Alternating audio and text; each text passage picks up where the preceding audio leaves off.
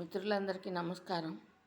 ఇవాళ కంజెస్టెడ్నెస్, ఇరుకుదనం అనే దాని గురించి మాట్లాడుకుందాం. సృష్టి జరిగినప్పుడు జీవులన్నీ కలిసిమెలిసే ఉన్నాయి.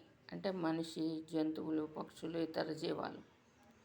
క్రమంగా మానవులు వేరయ్యారు. ఆ తర్వాత క్రమంగా నా భూమి, నా సమాజం, నా ప్రపంచం అనే దానికి వచ్చారు. క్రమక్రమంగా వివిధ దేశాలు ఏర్పడినాయి. తర్వాత ఆ సమాజంలో వివిధ వృత్తుల పరంగా వేరువేరుగా మారారు. ఆ తర్వాత మతాలు, కులాలు ఇలా రకరకాలు వచ్చినాయి. క్రమంగా అది కూడా ఇరుకయ్యి సమిష్టి కుటుంబాలు వచ్చినాయి. ఈ సమిష్టి కుటుంబాలు మా ఫ్యామిలీస్ ఇలా వచ్చింది. ఈ మా ఫ్యామిలీస్ ఉమ్మడి కుటుంబాలు అవి కూడా తగ్గి వ్యష్టి కుటుంబాలు అయినాయి. అంటే ఒక చిన్న కుటుంబాలుగా ఏర్పడినాయి. ఆ తర్వాత అది కూడా పోయి వ్యక్తి జీవితంగా వచ్చింది. అంటే ఇంకా కంజెస్టెడ్ అయిపోయింది, ఇంకా ఇరుకైపోయింది. అది కూడా పోయి వ్యక్తి జీవితంగా వచ్చింది. ఈ వ్యక్తి జీవితం ఎక్కడి దాకా వచ్చిందంటే పాతాళం అడుగు దాకా వచ్చింది. ఆ వ్యక్తి జీవితం తను కూడా జీవించలేనంత ఇరుకైపోయి ప్రకృతి వికృతిగా మారి అతని మనసు అతన్ని మింగేయటం మొదలెట్టింది.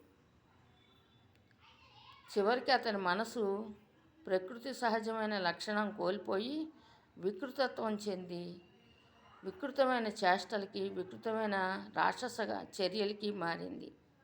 చివరికి తనే మింగేసే స్థితికి వచ్చింది.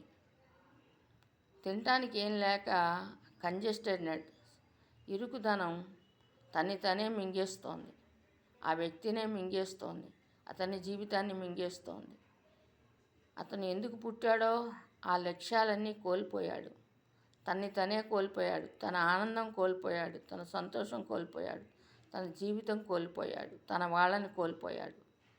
అటువంటి పరిస్థితికి చేరాడు. అటువంటి కంజెస్టెడ్నెస్, ఇరుకుదనం ఇది సమాజం నుంచి పుట్టాల, మనిషి మనసు నుంచి పుట్టింది. ఎక్కడి నుంచి పుట్టింది? మనిషి మనసు నుంచి పుట్టిన ఇరుకుదనం, కంజెస్టెడ్నెస్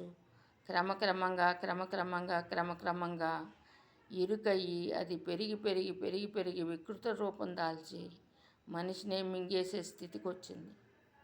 కాబట్టి ఆలోచించండి. మీ మనసుల్ని శుద్ధి చేసుకోండి, విశాలం చేసుకోండి, ఆనందమయం చేసుకోండి, శాంతి సుఖమయం చేసుకోండి. అర్థమైంది కదా? ధన్యవాదాలు. నమస్కారం.